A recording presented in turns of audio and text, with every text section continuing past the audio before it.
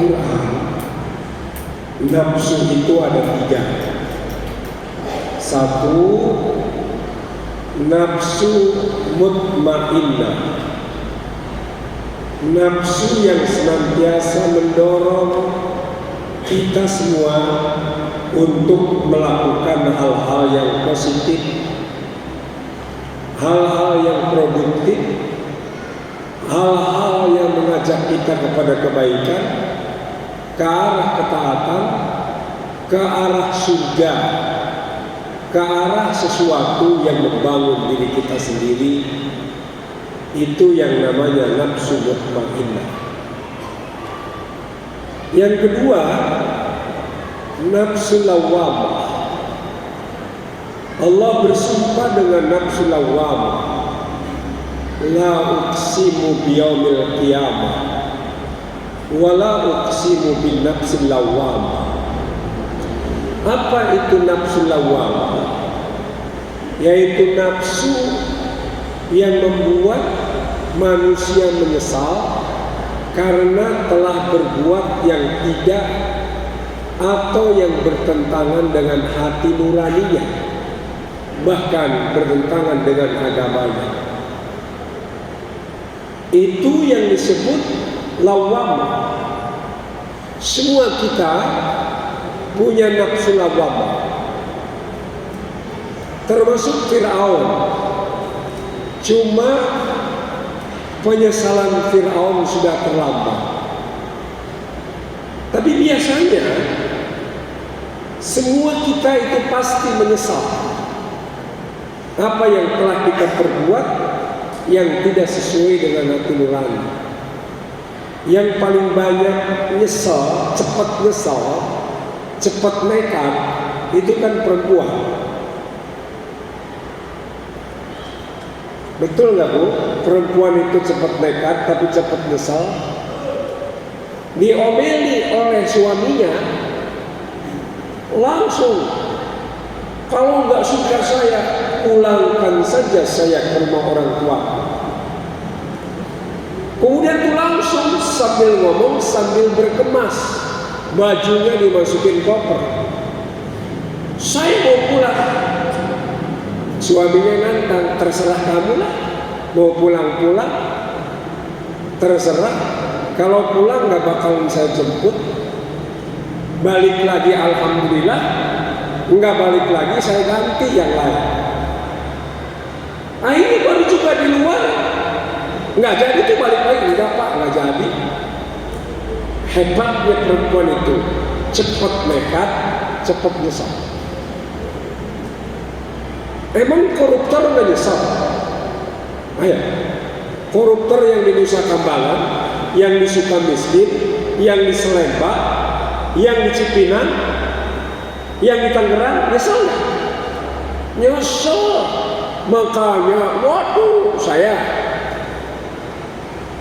pernah ke Sukamiskin karena teman saya, ya udah saya dialog 2 jam saya di Sukamiskin. Alhamdulillah. Kiai, gara-gara saya begini, saya sekarang ngajarin orang alif batasa. Iya, ada profesor nggak bisa ngaji katanya, di penjara, sama-sama di penjara, nggak bisa ngaji, dia ingin ngaji. Jadi ilmu saya berguna. Udah akhirnya ngajarin baca Quran sampai akhirnya tamat 1 Al-Quran, kemudian tasyakuran motong sapi di penjara. Nyesel. Makanya kalau habis cerai balik lagi apa namanya? Rujuk. Rujuk itu apa? Karena nyesel. Tuh, awas hati-hati. Untung kita punya nafsu nyesel. Tapi yang ketiga, kata Imam Al-Ghazali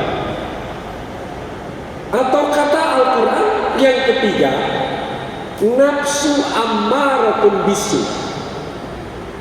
Nafsu yang mendorong kita kepada yang brengsek-brengsek, maunya berantem, maunya cari musuh, maunya marah, maunya kawin melulu, maunya ke diskotik, maunya maksiat, maunya judi, maunya korupsi, maunya lah. Yang brengsek itu namanya ammaratun bisu. Dalam Ihya Ulumuddin kata Imam Al-Ghazali, nafsu yang mendorong kepada yang jelek-jelek itu ada 4. 1. Nafsu rububiyah. Nafsu yang mendorong manusia berkarakter mau menyayangi Tuhan. Innahu tagha, sombong. Makanya setiap manusia, setiap diri kita nih, awas, hati-hati, ada nafsu sombongnya. Cuman manusia yang tersombong ngaku dirinya Tuhan. Firaun, muridnya namanya Farainah. Nah, cuman gak ngaku dirinya ana rabbukumul a'la. Kalau Fir'aun ngaku ana rabbukumul a'la. Kalau sekarang gak ngaku. Tapi kalau ada orang yang berbeda pendapat dengannya, gak mau, maunya berkuasa sendiri, maunya benar sendiri. Nah, awas, bahaya. Sombong.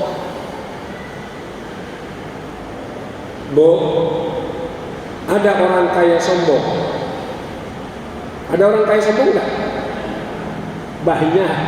Tapi orang bisa bilang, wah dia sombong, kaya, mobilnya ada 14. Ada Rolls Royce, ada Cadillac, ada Lamborghini, ada Baby Benz, ada BMW. Wajar sombong. Tapi faktanya ada nggak orang miskin sombong?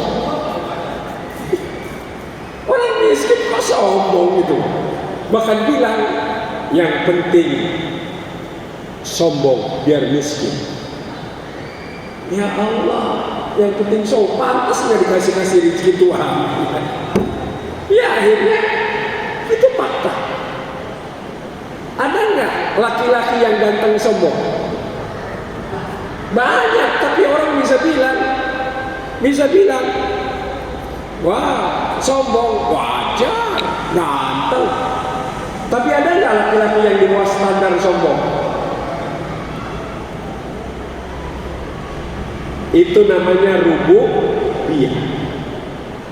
Nggak ada nggak perempuan cantik sombong? Perempuan cantik sombong, nggak laku-laku. Beneran? Udah 30 tahun belum laku. Banyak tuh artis-artis yang cantik tapi sombong. Padahal masih bisa dibilang sombong, cantik. Tapi ada nggak perempuan di bawah standar sombong? Parah kan? Ini fakta. Fakta, inilah nafsu rububiyah. Jadi kalau yang sombong, makanya sombong itu ada tingkatannya. Ada sombong tingkat RT, ada sombong level RW, ada sombong tingkat kelurahan, ada sombong tingkat kecamatan, ada sombong tingkat kabupaten, tingkat provinsi, sampai tingkat negara dan tingkat dunia. Iya, betul nggak? Jadi harus tahu. Inilah oleh puasa dikendalikan. Al-kibriya ridai. Yang namanya sombong itu jubah aku, kata Allah. Kamu mah kelonggaran, ketutupi kalau dipakai jubah aku, nggak bisa. Nah, makanya sombong itu sifat Allah, al-mutakabbir. Makanya disebut rububiyah. Istakbar. Jadi kalau ada orang sombong masih mendingan, tapi minta disombongi jauh lebih parah. Tahu orang mana? Iblis itu kan aba wastakbaru. Apa wastakbaru itu? Kalau istighfar minta ampun. Istighfar minta ampun. Istikbar minta disombongi, minta diagung-agungkan, minta dipuji, minta diangkat-angkat. Ada nggak orang minta diangkat-angkat? Ada nggak pejabat yang ingin minta disanjung-sanjung terus? dikritik marah, dibully marah. Jangan jadi pemimpin. Makanya Pak Haji Omar kalau dikritik oleh masyarakat nggak boleh laporin ke polisi, biarin aja. Betul nggak? Iya. Jadi mendingan kita terbuka enak, jangan sok. Dua, nafsu bahimiyah amaratun bisu. Manusia bisa seperti hewan karena ada nafsu binatang. Makanya dalam Al-Quran Allah menyatakan wa inna lakum fil an'ami la ibrah. Sungguh bagi kalian ada contoh, ada teladan, ada itibar, ada pelajaran bagi kalian semuanya. Contoh nih, tahu monyet? Keterlaluan kalau nggak tahu monyet. Monyet spesies manapun sekarang gampang, buka aja di YouTube. Spesies manapun monyet, yang namanya monyet karakternya serakah, pelit. Itu monyet, betul nggak? Kasih makan langsung masuki mulut, kasih lagi, terima lagi, mulutnya sampai ngembung. Dikasih lagi, masih diterima, tangan kanan. Kasih lagi, tangan kiri. Dikasih lagi, digepit sama kaki. Dua tangan penuh, kaki ngegepit, mulut penuh dikasih, masih diterima. Dimuntahin yang ada di mulut daripada dikasih temannya, mendingan dimuntahin. Tuh nyonyet. Betul nggak? Jadi kalau ada orang serakah pelit, namanya nyemot. Paham? Tahu gajah? Keterlaluan kalau nggak tahu gajah. Gajah itu di mana-mana kalem, nggak ada gajah gerecekan. Tapi sekalinya gajah marah, di Aceh, di Afrika, di Lampung, kebun-kebun bisa hancur pohon-pohonannya, rumah pun bisa rusak. Itu kalau gajah kalem, tapi sekalinya ngambek pendendam.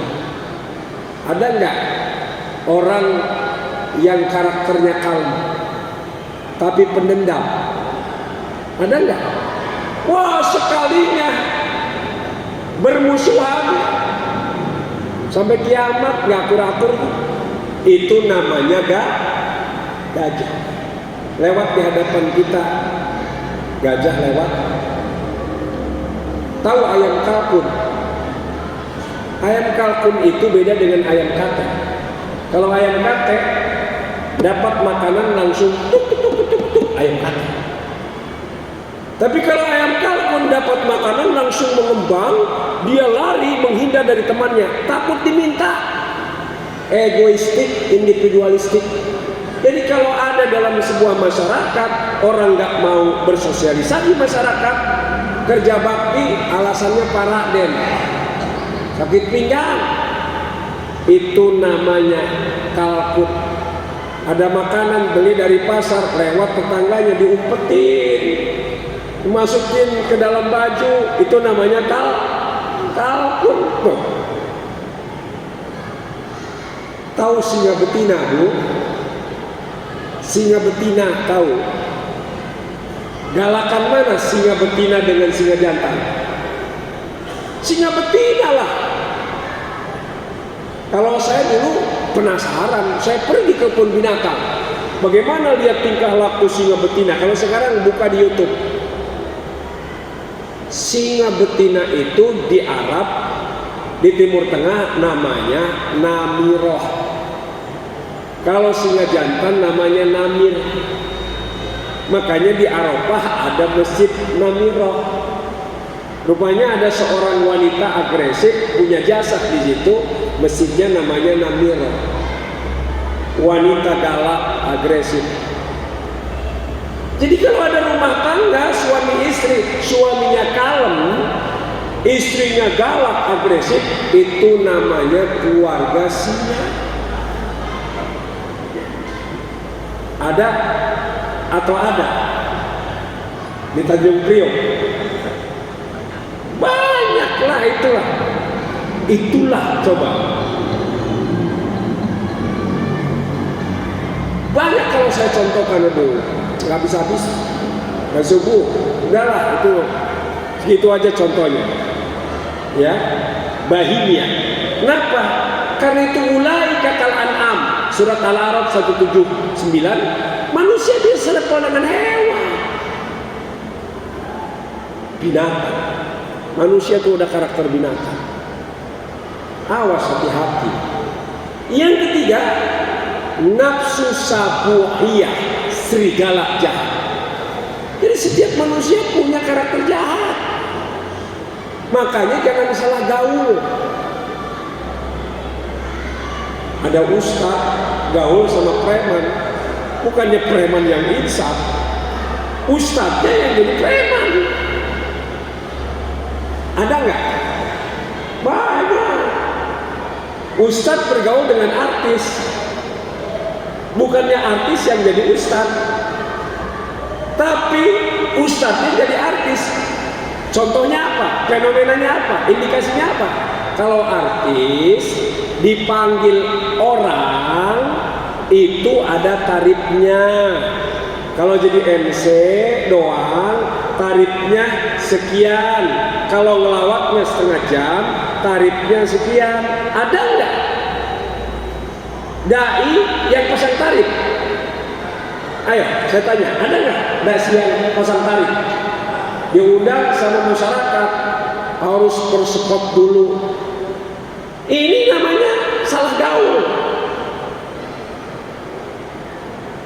Awas, hati-hati. Ada sabuhiyah, serigala jahat. Makanya ada orang pikirannya jahat terus sehari-hari. Jahat.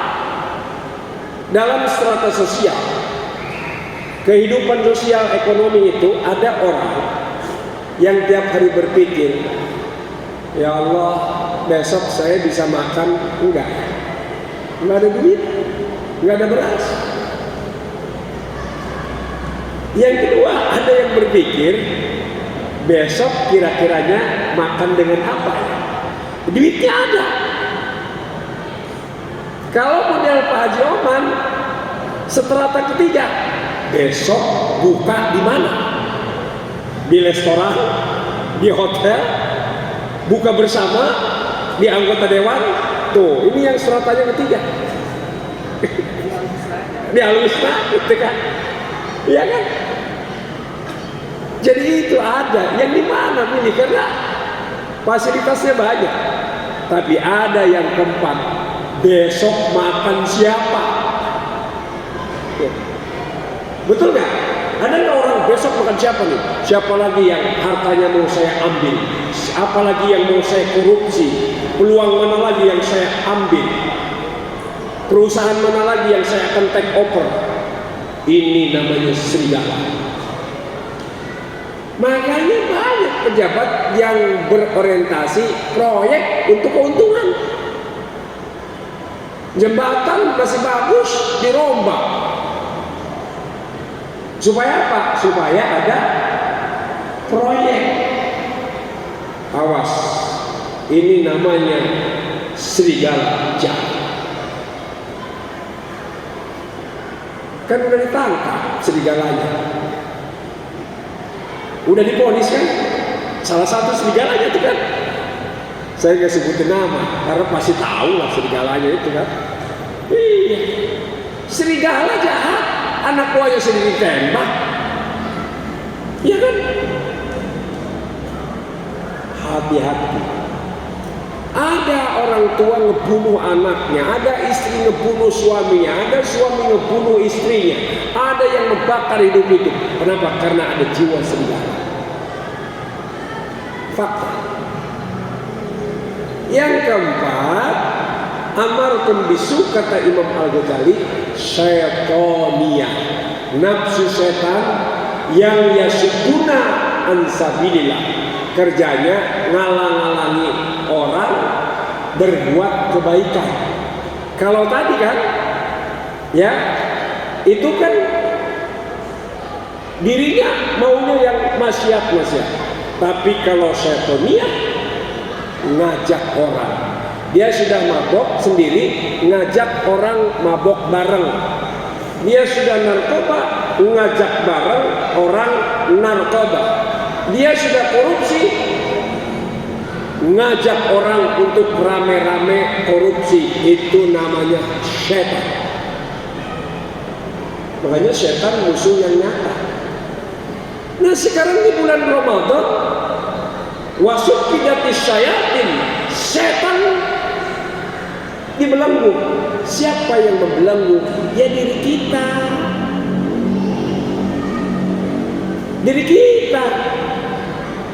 Kalau setan jin, memang oleh Allah disuruh stop.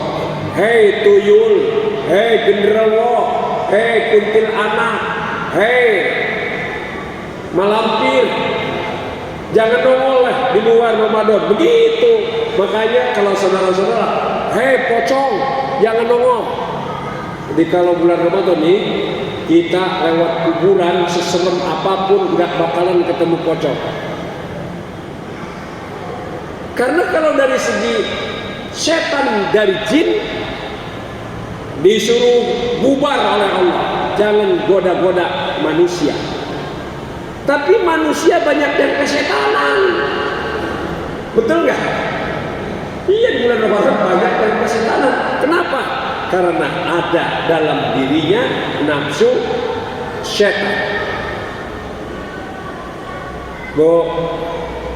Mudah-mudahan di Al-Husna nggak ada jamaahnya ya yang punya dihantui oleh setan.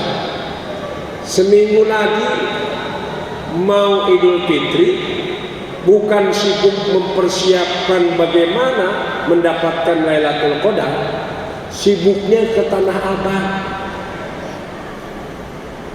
Niatnya cuma beli kerudung satu.